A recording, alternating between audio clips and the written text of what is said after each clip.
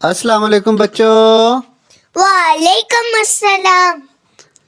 رحم دل پری، ہم نے اس کے 2 حصے سنے۔ کہانی بڑی مزیدار ہے۔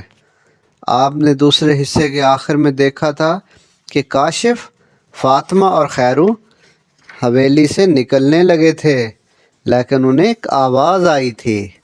تو آج ہم دیکھتے ہیں تیسرے حصے میں رحم دل پری آگے کیسے کہانی چلتی ہے۔ کاشف، فاطمہ اور خیرو نے جب آواز سنی تو تینوں رک گئے۔ آواز پھر آئی، ادھر آؤ بچوں، تم کہاں جا رہے ہو؟ خیرو نے کاشف کو آہستہ سے کہا، وہ ضرور جنگورا جن ہے جو آواز بدل کر ہمیں پھر اپنے جال میں پھنسانا چاہتا ہے۔ ٹھیک کہتا ہے خیرو۔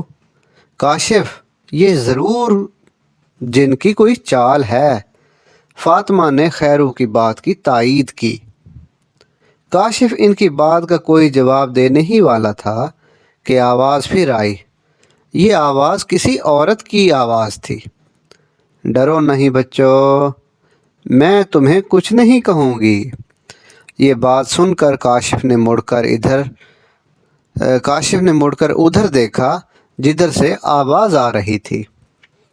خیرو اور فاطمہ نے بھی مڑ کر دیکھا۔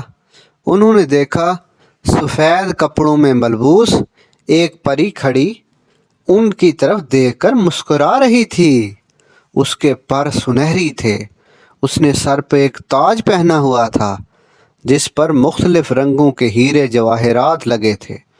تینوں پری کو دیکھ کر حیران رہ گئے اور پھر تینوں نے ایک دوسرے کی طرف دیکھا۔ پری نے مسکرا کر کہا، تم ڈر کیوں رہے ہو؟ خیرو نے فوراً کہا، ہمیں جنگورا جن نے ڈرا دیا ہے۔ پری نے پوچھا، کیا کہا؟ جنگورا جن؟ وہ کہتا تھا وہ ہمیں کھا جائے گا۔ ہم اس سے جان بچا کر بھاگ رہے تھے۔ فاطمہ نے ایک سانس میں ساری بات کہہ ڈالی۔ پری یہ بات سن کر غصے میں آ گئی اور بولی، اس کی یہ جرت، میں ابھی اس کی خبر لیتی ہوں۔ یہ کہہ کر پری نے اپنے ہاتھ میں پکڑی ایک خوبصورت چھڑی کو ہوا میں لہرایا۔ جب اس نے چھڑی لہرائی تو ہوا میں ستاروں کا ایک دائرہ سا بن گیا اور پھر جنگورا جن ایک طرف سے ظاہر ہوا اور ہاتھ باندھ کر پری کے سامنے سر جھکا کر کھڑا ہو گیا۔ تینوں بچے اسے دیکھ کر ایک بار پھر ڈر گئے۔ پری نے غصے میں جن کی طرف دیکھا اور کہا، تم نے بچوں کے ساتھ اچھا سلوک نہیں کیا جنگورا، تمہیں اس کی سزا ملنی چاہیے۔ جنگورا جن یہ بات سن کر ڈر گیا اور ہاتھ باندھ کر بولا، مجھے معاف کر دو رحم دل پری، میں تو ان کے ساتھ مذاق کر رہا تھا۔ پری نے کہا، اچھا مذاق کر رہے تھے؟ یہ بچے میری حویلی میں مہمان بن کر آئے تھے، تم میرے مہمانوں کو مارنے کی دھمکی دے رہے تھے۔ چلو ان سے معافی مانگو ورنہ میں تمہیں جلا کر راکھ کر دوں گی۔ رحم دل پری کی یہ بات سن کر جن بچوں کی طرف دیکھ کر بولا، مجھے معاف کر دو بچوں، میں تم سے ہاتھ باندھ کر معافی مانگتا ہوں۔ جب جنگورا بچوں کی طرف مڑا تو اس کی شکل دیکھ کر بچے ایک بار پھر ڈر گئے اور خیرو نے کہا، اچھا جاؤ، ہم نے تمہیں معاف کیا۔ جن خیرو کی یہ بات سن کر خوشی سے ناچنے لگا، لیکن اس کا ناچ اتنا بھونڈا اور خوفناک تھا کہ بچے دیکھ کر سہم گئے۔ رحم دل پری نے فوراً جنگورا سے کہا، بند کرو یہ خوفناک ناچ اور جا کر بچوں کے لیے کچھ کھانے کو لاؤ۔ جنگورا جن فوراً غائب ہو گیا۔ پری نے مسکرا کر بچوں کی طرف دیکھا اور مسکرا کر بڑی پیاری آواز میں بولی، میرا نام رحم دل پری ہے بچوں، میں اس حویلی کی مالک ہوں۔ تم میری حویلی میں آئے ہو، تمہارا شکریہ، مگر تمہیں کس نے بتایا کہ میں اس حویلی میں رہتی ہوں؟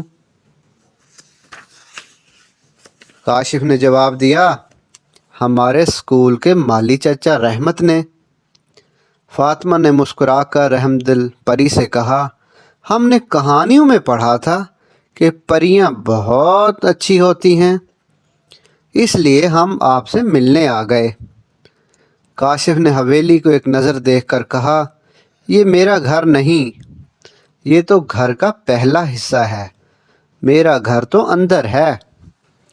پری نے ایک دروازے کی طرف اشارہ کر کے کہا، وہ دروازہ میرے گھر کا دروازہ ہے۔ تینوں بچوں نے اس دروازے کی طرف دیکھا۔ اسی دوران جنگورا جن بہت سی پلیٹیں لے کر آ گیا جن میں کھانے پینے کا بہت سا سامان رکھا ہوا تھا۔ پری نے اپنی چھڑی سے ایک طرف اشارہ کیا تو اس طرف رنگین آرام دہ کرسیاں اور میز سج گئے۔ پری نے جنگورا کو کہا، پلیٹیں میز پر رکھ دو، اور پھر بچوں کو کہا، بچوں تم کچھ کھا پی لو، میں ابھی آتی ہوں۔ اور پھر پری اور جن دونوں غائب ہو گئے۔ کاشف، خیرو اور فاطمہ تینوں کرسیوں پر جا بیٹھے۔ خیرو نے کاشف سے پوچھا، بڑے اچھے پھل ہیں کیا؟ ہمیں یہ پھل کھانے چاہیے۔ ہاں کاشف، کہیں یہ جادو کے پھل نہ ہوں اور ہمیں کچھ ہو نہ جائے۔